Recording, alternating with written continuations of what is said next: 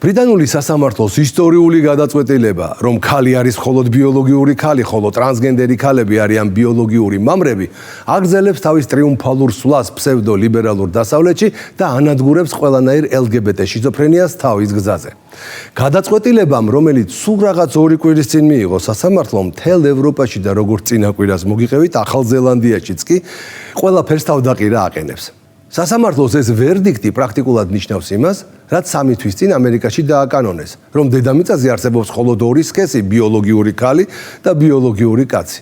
ხო და ამ უმარტივესმა, მაგრამ დღევანდელი მსოფლიოს გადმოსახედიდან უმნიშვნელოვანესმა ჭეშმარიტებამ ბრიტანულ ქალთა სპორტამდეც მიაღწია. ამერიკაში ქალთა სპორტი და მასში ტრანსების მონაწილეობა არ მონაწილეობის საკითხი ხომ გახდა უკვე საზოგადოების დაპირისპირების მთავარი მიზეზი. იგივე იწყება გაერთიანებულ სამეფოში. თუ კანონი გვეუბნება, რომ ეგრეთ წოდებული ტრანსგენდერი ქალი ბიოლოგიური კაცია, მაშინ რა ესაქმება მას მაგალითად ინგლისურ ან შოტლანდიურ ქალთა ფეხბურთში? ახლა ბრიტანულ LGBT ორგანიზაციებს, ტრანსნაციონალურ კორპორაციებს და ოლიგარქიულ ოჯახებს რომ ვკითხოთ, როგორ არის საქმება? მათთვის პომადიანი მამრები ქალები არიან და ამიტომ სრული უფლება უნდა ჰქონდეთ ქალთა სპორტის ექსპანსია მოახდინონ. ეს ასეც ხდებოდა და კიდევ დიდხანს მოხდებოდა, მაგრამ როგორც ჩანს ბრიტანეთის უმაღლესი სასამართლოს გადაწყვეტილება იმდენად დიდი ძალისაა, რომ მასთან წინააღმდეგობას აზრი არ აქვს. არადა დათანხმებაც როგორი საქმეა? ათწლეულების განმავლობაში ეს ფსევდოლიბერასტული ხელისუფლებები არა მხოლოდ ლეიბორისტები, კონსერვატორებიც, კაბიან და პომადიან მამაკაცებს ქალთა ფეხბურთში, კალათბურთში, ფრენბურთში და ასე შემდეგ გაშლილი ხელით ეპატიჟებოდნენ, ტაშს უკრავდნენ, თითირ ამბებს უმღეროდნენ, განსხვავებული აზრის მქონეებს ასამართლებდნენ, ციხეში სვამდნენ და უეცრად სასამართლომ წლების განმავლობაში ეს უკუღმა დალაგებული სტანდარტები ერთი ხელის მოსმით გააუქმა. მოკლედ ინგლისისა და შოტლანდიის ფეხბურთის ასოციაციებში დიდი ვაივიში და გლოვაა. აღარ იციან რა უყო ნამდვილ პომადიან და კაბიან მამაკაცს, რომლებსაც სასამართლოს გადაწყვეტილების შემდეგ ქალებთან ერთად ფეხბურთის თამაშის უფლება აღარ აქვთ. რადგან კანონმა მკაფიოდ აუხსნა და განუმარტა მათ, რომ არიან კაცები და ქალები სპორტს თავი უნდა დაანებონ. თუ ძალიან უნდათ ფეხბურთის თამაში, წავიდნენ და კაცებთან ერთად ითამაშონ, მაგრამ არა, კაცებთან ერთად თამაში არ შეუძლიათ. მაგის არც შნუ აქვთ და არც ნიჭი. მოკლედ 1 ივნისიდან ტრანსგენდერ ქალებს ქალთა ფეხბურთში თამაში აეკრძალებათ. ეს ბრიტანეთისათვის მართლაც რომ ისტორიული გადაწყვეტილება ინგლისისა და შოტლანდიის ფეხბურთის ასოციაციებმა გააჟღერეს. ბარემ კი არ უნდათ, მაგრამ სასამართლოს გადაწყვეტილებას წინ ვერავინ აღუდგება. თუმცა ბრიტანულმა LGBT ორგანიზაციებმა ფეხბურთის ასოციაციები მაინც დაადანაშაულეს უხერხემლობაში და ტრანსგენდერთა უფლებების არასაკმარისად დაცვაში. ქალთა ფეხბურთიდან ტრანსგენდერების დათხოვნის შემდეგ ისეთი LGBT სპორტული ორგანიზაცია, როგორიცაა Pride სპორტი, სრული ამ სიტყვის მნიშვნელობით ჰაერში გამოიკიდა. არადა ეს ხელწამოსაკრავი რიგითი ორგანიზაცია არ გეგონოთ. Pride სპორტმა თავისი 2 მთავარი პროექტით, ფეხბურთი ჰომოფობიის წინააღმდეგ და ფეხბურთი ტრანსფობიის წინააღმდეგ იმდენ ჰომოსექსუალს და ტრანსგენდერს მოუყარა თავი ბრიტანულ სპორტში, რომ დღემდე ვერ გაურკვევია ბევრს, მათგან ქალი რომელია და რომელია კაცი. დასავლურ სამყაროში დაწყებული კულტურული ომი უკვე აღარ არის მხოლოდ მსოფლმხედველობითი დებატების საგანი. ის ეხება ადამიანის ბიოლოგიურ რეალობას, ქალის სხეულსა და მის უფლებებს. ფსევდოლიბერალური ელიტა მრავალი წელი ცდილობდა ჯანსაღ ბუნებასა და მავნე იდეოლოგიას შორის ზღვარი წაეშალა. ამ პროცესში კი ერთ-ერთი ყველაზე დაუცველები ქალი სპორტსმენები აღმოჩნდნენ. ცივილიზებულ საზოგადოებას დღეს საძირკველშივე ებრძვიან. ეს ბრძოლა აღარ მიმდინარეობს მხოლოდ უნივერსიტეტის აუდიტორიებში ან სოციალურ ქსელებში. მან დიდი ხანია სპორტულ ასპარეზზეც შეაღწია, სადაც ბიოლოგიური ჭეშმარიტება ლიბერალური იდეოლოგიის ფანტაზიებს დაეჯახა. დიახ, წლების განმავლობაში ქალთა სპორტი იდეოლოგიური ექსპერიმენტის სამიზნე გახდა. ბიოლოგიური მამაკაცები, რომლებიც საკუთარ თავს ქალებად წარმოაჩენენ, ქალთა გუნდებში ადგილს სისტემურად იკავებდნენ, ართმევდნენ მათ მიღწევებს, შრომით მოპოვებულ გამარჯვებებსა და შანსს, კონკურენციის სამართლიან პირობებზე. ეს პროცესები აღარ იყო შემთხვევითი. ტრანსგენდერული იდეოლოგია სპორტში არ შეიჭრა. იგი შეგნებულად იქნა შეყვანილი როგორც ეგრეთ წოდებული თანასწორობის ახალი სტანდარტი, სადაც ობიექტურობა ჩანაცვლდა იდენტობით, ხოლო სამართლიანობა გენდერული თეორიით. ხოლო ვინც გაბედავდა და ბიოლოგიური სამართლიანობის დასაცავად ხმას აღიმაღლებდა, ის მყისვე იდეოლოგიური შეტევის, დუმილისა და მორალური დისკრედიტაციის ობიექტი ხდებოდა. მაგრამ ყოველ სიჩუმეს აქვს თავისი ზღვარი. 2025 წელი შესაძლოა ქალთა სპორტში გარდატეხის წერტილად იქცეს. ინგლისისა და შოტლანდიის საფეხბურთო ასოციაციებმა გაბედეს ის, რაც მრავალმა ინსტიტუციამ ვერ შეძლო. აღიარეს რეალობა და განაცხადეს, რომ მომავალი სეზონიდან ტრანსგენდერები ქალთა საფეხბურთო გუნდებში ვეღარ ითამაშებენ.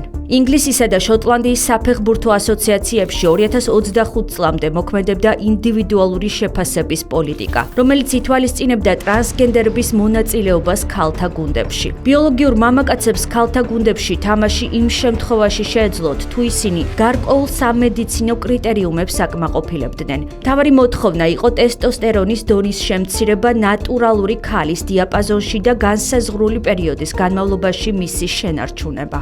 ეს მიდგომა, რომელიც სამედიცინო პროცედურებსა და ბიოქიმიურ მაჩვენებლებს აფარებდა თავს, მხოლოდ ერთი მიზნისთვის არსებობდა: დაეფარა სიმართლე და გაემრუდებინა რეალობა. ბიოლოგიური განსხვავება მამაკაცსა და ქალს შორის ტესტოსტერონის მაჩვენებლით არ იწყება და არ მთავრდება. ის ფუნდამენტურია ფიზიოლოგიით, ანატომიით, კუნთოვანი მასით, სიძლიერითა და სხეულის აგებულებით. ქალთა სპორტის ინკლუზიური სახელით დაპყრობა სინამდვილეში იყო ქალი სპორტსმენების შრომის გაუფასურება და ქალის როგორც დამოუკიდებელი ბიოლოგიური და სოციალური რეალობის უარყოფა. როცა ბიოლოგიურ მამაკაცს შეუძლია მხოლოდ ჰორმონების შემცირებით მიიღოს ადგილი ქალთა გუნდში, ეს ნიშნავს, რომ ქალი აღარაა საკუთარი უფლებების სუბიექტი. ის გარდაიქმნება უბრალო ადგილად, რომლის დაკავებაც იდეოლოგიური ფორმულების მეშვეობით ნებისმიერისთვის შესაძლებელი ხდება.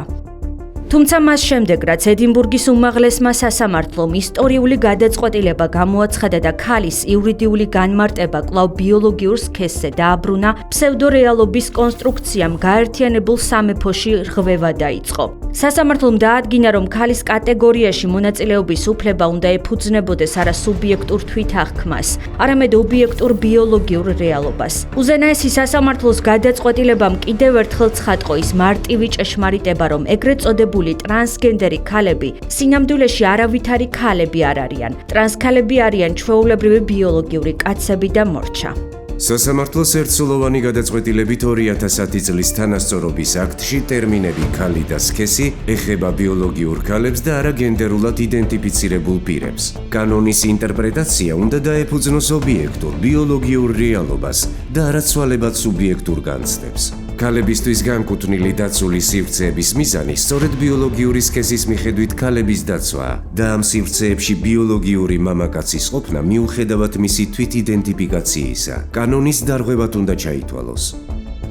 ეს იყო იშვიათი შემთხვევა, როცა სახელმწიფო ინსტიტუციამ გაბედა და თქვა, ქალობა არ არის კოსტიუმი, რომელსაც სურვილისამებრ მოირგებ. ქალობა არის ბუნებრივი რეალობა, რომელსაც ვერ შეეჭრები, ვერ მიითვისებ და ვერ გაანადგურებ შენი ღბული და ძალადობრივი ტოლერანტობის სახელით. და ეს გახლდათ გარდატეხის წერტილი, რომელმაც სპორტული ასოციაციებიც კი აიძულა გამბედაობით ეღიარებინათ რეალობა, რომელსაც წლების განმავლობაში თვალს არიდებდნენ. სწორედ სასამართლოს მიერ მიღებული გადაწყვეტილების საფუძველზე ინგლისის და შოტლანდიის საფეხბურთო ასოციაციებმა უარი თქვეს ინდივიდუალურ შეფასებებზე და მიიღეს პირდაპირი აკრძალვა. ქალთა გუნდებში მონაწილეობა შეუძლებელია ბიოლოგიური მამაკაცისთვის, მიუხედავად იმისა, თუ რას მიიჩნევს ის საკუთარ იდენტობად. ეს კომპლექსური თემაა და ჩვენი პოზიცია ყოველთვის იყო, რომ თუ კანონმდებლობაში, მეცნიერებაში ან საფეხბურთო პოლიტიკაში არსებითი ცვლილება მოხდებოდა, ჩვენ მას გადავხედავდით და საჭიროების შემთხვევაში შევცვლიდით. უზენაესი სასამართლოს 16 აპრილის გადაწყვეტილება ნიშნავს, რომ ჩვენ შევცვლით ჩვენს პოლიტიკას. ტრანსგენდერ ქალებს აღარ შეეძლებათ ინგლისში ქალთა ფეხბურთში თამაში და ეს პოლიტიკა 2025 წლის 1 ივნისიდან ამოქმედდება.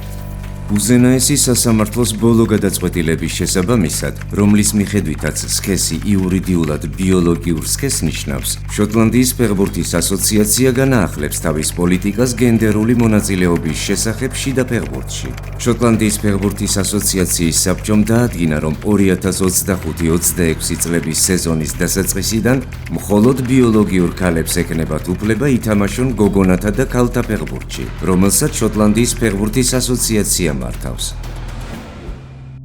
ამ განცხადების გავრცელებიდან მალევე ტრანსგენდერების სადარაჯოზე LGBT ლობი გამოვიდა, რომელმაც ასოციაციების მიერ მიღებული გადაწყვეტილება დაგმო და მას ჰომოფობიური და ტრანსფობიური უწოდა.